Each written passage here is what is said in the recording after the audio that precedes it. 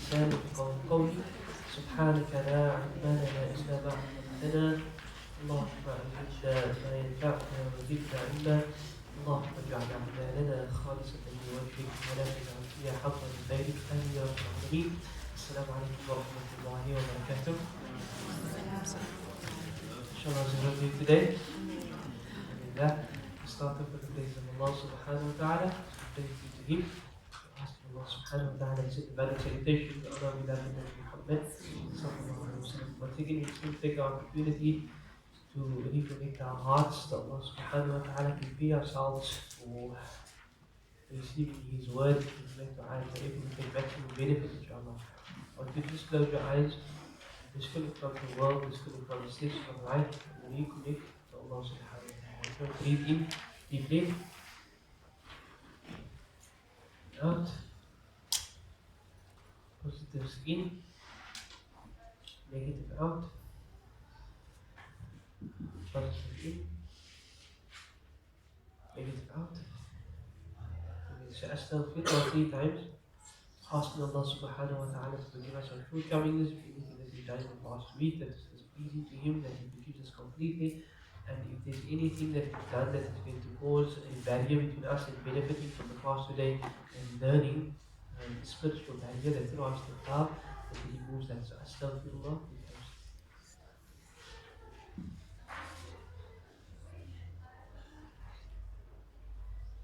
May Allah subhanahu wa ta'ala accept our istighfar.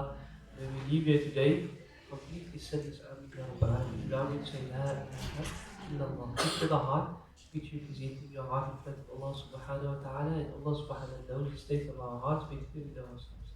So it's a state of humility, it's a state of giving yourself over to Allah, and you say 3 times La ilaha illallah. Picture the negative being removed. There's none worthy of worship, there's no deity, La ilaha. There's no false attachment, there's nothing that's causing you to deviate in Allah except that Allah will remain.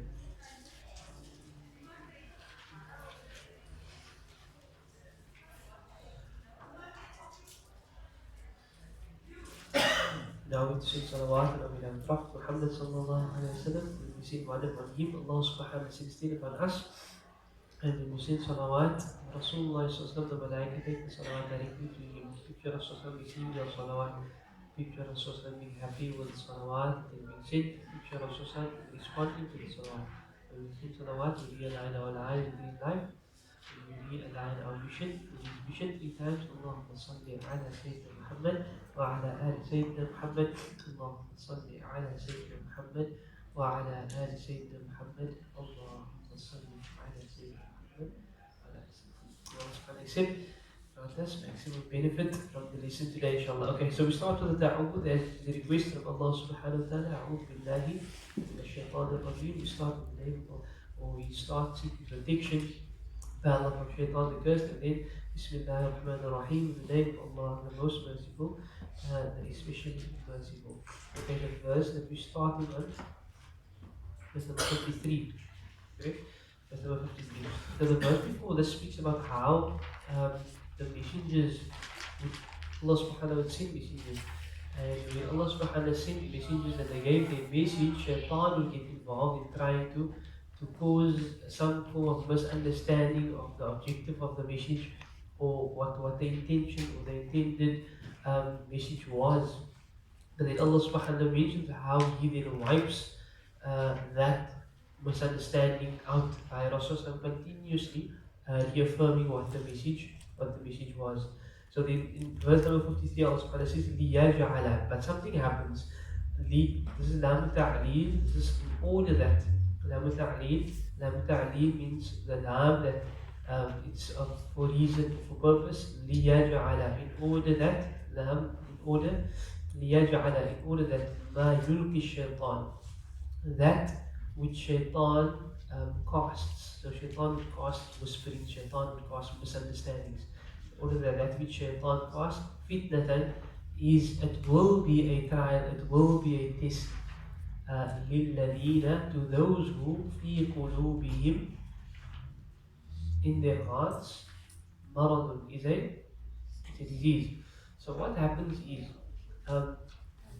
And I mentioned this quite often, that the fact that we start with Allah subhanahu wa ta'ala says that when you read the Quran, seek protection from shaitan, because فَإِذَا قَرَأْتَ الْقُرْآنَ فَاسْتَعِذْ بِاللَّهِ مِنَ الشَّيْطَانِ الرَّجِيمِ. I've mentioned this often, that the reality is that shaitan can have that effect where he tries to give you a misunderstanding of what the verse means, and then you use it according to your weaknesses, your works, your fancies, something that you want to promote, but that's not the proper understanding. So Allah subhanahu wa ta'ala says, those who in their heart is a disease, if you have a disease, there's something already happening.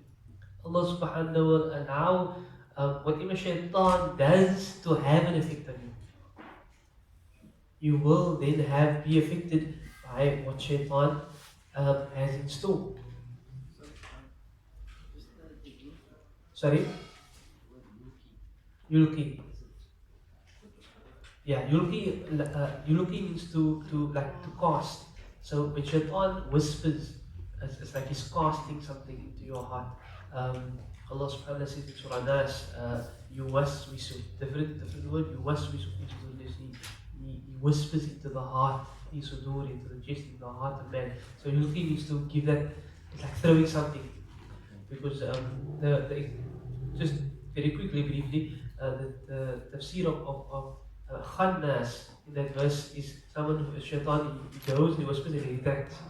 And he stays and watches, didn't hit him, then he comes again, and he casts that to the heart. So, yeah. So those who in their heart have a disease, when shaitan comes and he whispers and he tries to give you a different interpretation, because of the heart, the state of the heart, one will be affected. That's very, very scary to know that through this, as a result of the state of the heart, one can be, dissuaded from the truth. One can then go on one's own tangent. Allah subhanahu wa ta'ala protect us from this. That shaitan has any effect on us in any way. وَالْقَاسِيَةِ قُلُوبُهُمْ, and those who قَاسِيَ قُلُوبُهُم. Al-Qasiyah means to be in a state of hardness. So their hearts have been hardened. Their hearts have been hardened to such a state that the light, the nur, the guidance of Allah subhanahu wa ta'ala doesn't penetrate. So people in this state where they have a sickness in their heart, or their hearts are so hard that the guidance cannot penetrate, when shaitan casts his misgivings, one will be led to believe that it's correct. One will start to work on it.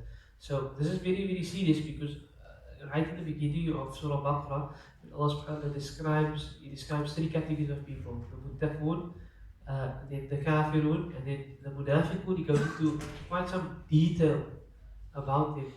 Allah subhanahu wa ta'ala says over there again, fi qulubihim marad, is a disease. That's why they're acting the way they're acting. But Allah subhanahu wa ta'ala says, through them having this disease and not working on curing the disease, Allah says in Surah Baqarah, فَزَادَهُمُ اللَّهُ مَرَضًا, Allah increases that disease for them. So it's like a sore that festers on the body. If you do not work towards curing it, it's eventually going to lead to the thing rotting and becoming ugly and pussy and so on. It might even lead to the limb having to be amputated. That's a physical disease. So likewise with a spiritual disease, or when one picks it up, I got this problem, I've got hasad, always hating on other people, I don't want them to have, or I've got whatever diseases there are in the heart, and one picks it up and one doesn't intend on working on it. One doesn't intend on removing that disease from the heart, and one acts on the action, and Allah says, فَزَادَهُمُ اللَّهُ, then Allah will increase you in that. SubhanAllah, that is very serious. So like a physical ailment, you would want to sort it out immediately. Imagine you had like something very, very nasty on your face. You wouldn't want to move around like that, You would want to have it cured immediately. Now, Allah subhanahu wa ta'ala says, إِنَّ اللَّهَ لَا يَنْظُرُ إِلَىٰ أَجْسَادِكُمْ وَأَجْسَامِكُمْ وَلَا إِلَى صُوَرِكُمْ, doesn't look at your bodies and your shapes. وَلَكِنْ يَنْظُرُ إِلَى قُلُوبِكُم, he looks at the heart. So Allah subhanahu wa ta'ala is consistently monitoring the heart. When we return back to Allah subhanahu wa ta'ala, يَوْمَ لَا يَنْفَعُ مَالٌ وَلَا بَنُونَ, there's going to be nothing that's going to assist you, no wealth, no children, إِلَّا مَنْ أَتَى اللَّهِ, except the one who returns to Allah, بِقَلْبٍ سَلِيمٍ, with their heart that is sound and the heart that is pure. So consistently that, that introspection needs to be done. All of us, it will happen that at some point in time you have one of the ailments, but then you have to work on it. If you don't work on it, if you don't intend to work on it, if you just allow it to fester, then Allah will increase you in that. And so your heart then becomes, we see through the eyes of our heart, as other verses previously mentioned. And if the heart is inclined to whatever it is inclined to, you will see the word light, and you will act in that way. So may Allah subhanahu wa ta'ala purify our hearts. Just what we did, we started the lesson with a form of purification. That should become part and parcel of your daily life. Don't let a day go by except, I mean, it took us like 1 minute, 2 minutes. Don't let a day go by that at least you spend that 2-3 minutes just purifying the heart. Okay. So وَإِنَّ الظَّالِمِينَ, and indeed the wrongdoers, the transgressors, the oppressors, لَفِي, they are indeed in shiqaq, in opposition, بَعِيدٍ, in far opposition. So they are far opposition to Allah subhanahu wa ta'ala, to this deen of Islam.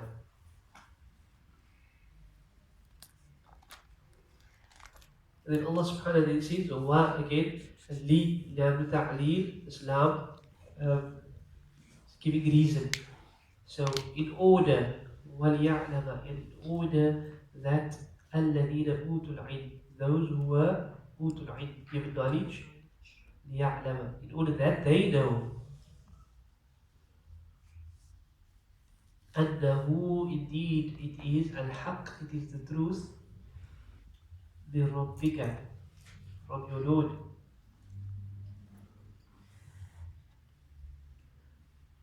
فَيُؤْمِنُوا بِهِ, so believe in it, or they believe in it.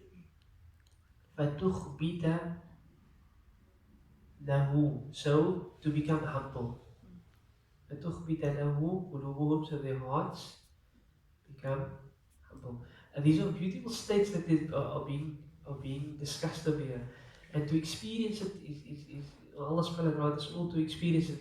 It's a beautiful experience, but one goes from one point to the next. And Iman Yazeed wa yanqus. At one time your Iman is increased, and at the other time your Iman is on a low. But the humility of the heart and just humbling yourself in front of Allah subhanahu wa ta'ala, even shedding a tear, is loved by Allah subhanahu wa ta'ala so much, that one of the people that is shaded under the shade of Allah subhanahu wa ta'ala, shade, where there's no shade, is a person who he just reflects. He sits alone, he reflects, he thinks of Allah subhanahu wa ta'ala, he thinks of Allah subhanahu wa ta'ala's gifts that Allah subhanahu wa ta'ala has bestowed him, and he sheds a tear. Can you imagine this? It's an act that it seems insignificant. You're sitting alone, you're thinking, you're shedding a tear, but it's so loved or beloved to Allah subhanahu wa ta'ala that through that act, Allah places you under His shade, where there's no shade except His shade. A day that the sun is going to be behind you, a day that people's going to be in sweat according to their sins, ankle height, knee deep, waist deep, neck deep, some going to be drowning in their sweat. You're sitting back and relaxing, watching the horrors of what is happening, because Allah has protected you, Allah has chosen you to be under those who has protected.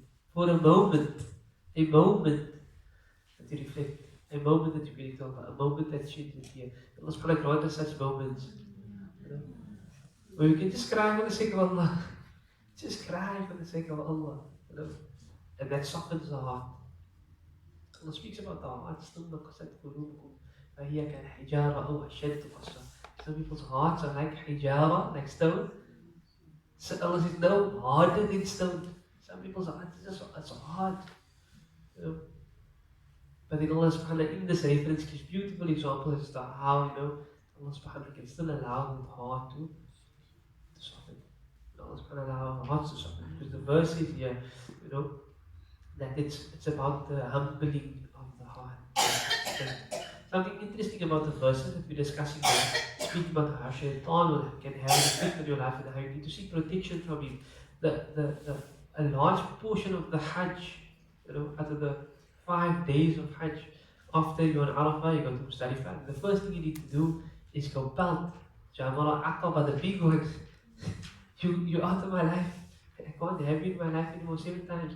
Then after that you make tawaf, you come back to Mina, and you can either stay for 2 days or you can stay for the 3 days of Tashriq, but every day of those 3 days you get to go pelt. First one 7 times, second one 7 times, third one 7 times. It's as symbolic that I'm now reborn and you're no longer going to have any effect on my life. I'm throwing you out of my life. Subhanallah. When I went on Hajj 2 years ago, um, it was being brought to that particular point, standing in front of it. It really had such a immense effect on my life in the sense that one actually at that moment sees how within your past, how Shaitan actually had an effect in your life. Like, okay, I did that way, and now I realize that Shaitan was involved. And Shaitan is there all the time. Allah subhanahu wa ta'ala says he sees you from a place that you do not see him. Him and his crowdies. So they're there all the time, they're there, here's an opportunity to get him to argue now, to argue with your spouse. It's a small thing. The butter knife wasn't put right, leads to divorce. That's Shaitan. I'm not laughing, you always know it's true. It's crazy. It's crazy, but Shaitan instills that within you, and that's part of the journey of Hajj, which we're busy with Surah Hajj, to get him out of the life. So when Allah subhanahu wa ta'ala remove Shaitan from our lives, it's beautiful lecture that I was listening to very recently. And then I think it's Umar Sulaiman, is that his name? Umar Sulaiman. He was speaking about Abu Hanifa, rahimahullah, that at the end of his life, I think it was his son that was telling him, say the kalima, la ilaha illallah, la ilaha illallah. And then he responded and he says, no, not yet, no, not yet. And his son is confused. The last words, the one whose last words is la ilaha illallah, dakhala al-jannah, he's going to Jannah. So after the father came to his senses again, and then he asked, hey, but I want to say la ilaha illallah. She said, not yet, not yet. So he said, Shaitan came to me in a very ugly form. And he was disheveled, ugly clothing, everything. You saw the video? Oh. You like you saw the video. So he said, when I saw Shaitan came to me very sad, and he said, I tried everything, but I've lost. I tried everything, but I've lost against you. I couldn't get it right against you. So he said to Shaitan, not yet, not yet. If I didn't leave this world, then not yet. I haven't passed against you. Even on the last, this is the state that they had. Subhanallah. Even on the last, they said, "Oh, I'm not yet," because it could be in that moment that yes, I did it, and then Shaitan could have an effect. And I found that to be so profound. Subhanallah. And Shaitan could say that. I mean, look at the being. I wish we could be like. And I find they say, no, Shaitan comes to us and says, you're lying. You had a lot of effect on my life, But Allah subhanahu wa ta'ala defines this very beautifully. And the state of the heart, which is very, very important. So, Inna Allah wa inna Allah. And Ya Allah beautifully says, wa inna Allah. Inna for emphasis, indeed Allah. La hadi alladhina amanu.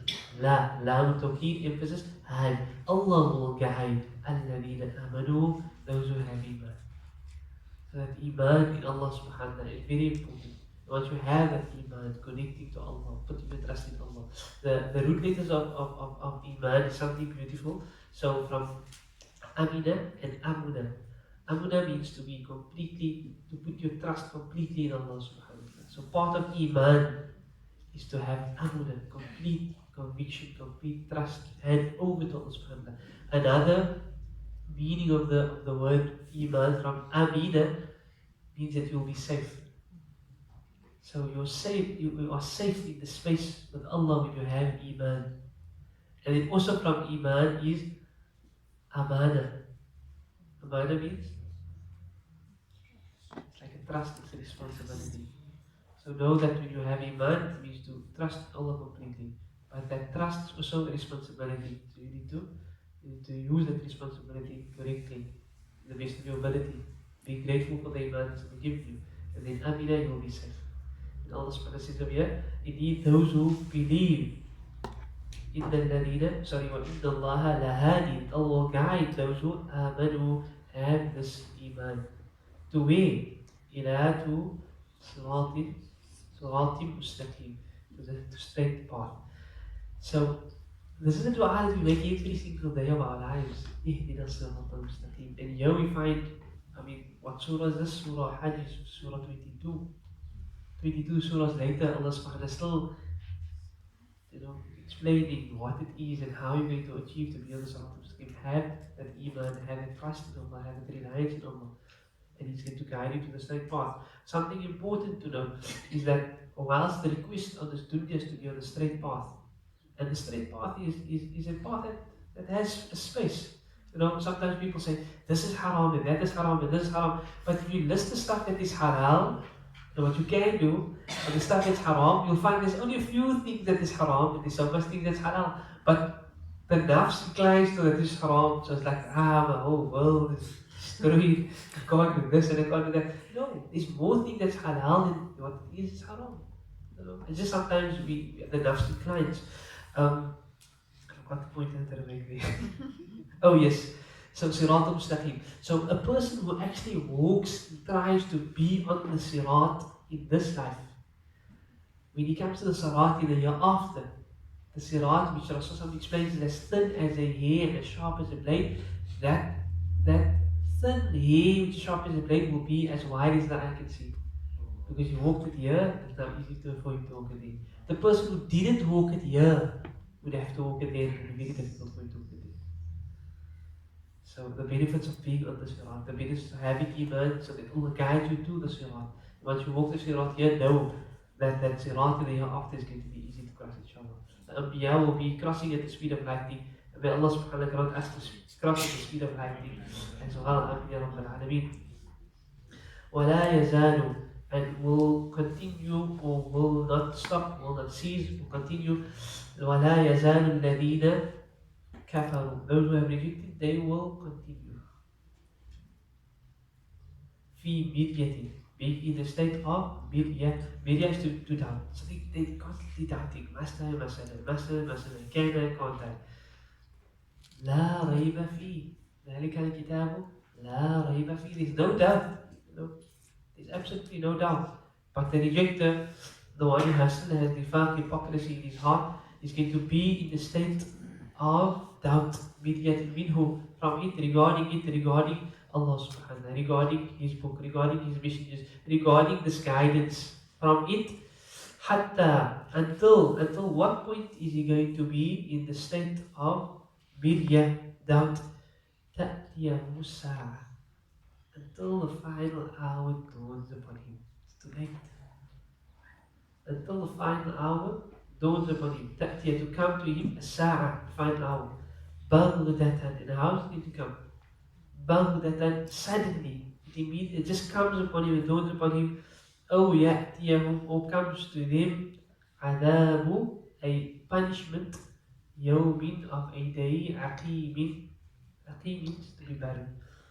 Interestingly, the description here, so Allah gives different descriptions about the day of Qiyamah. The one description that Allah gives here is that it is Yawmu Aqimin, Yawmin Aqimin, a day that is barren.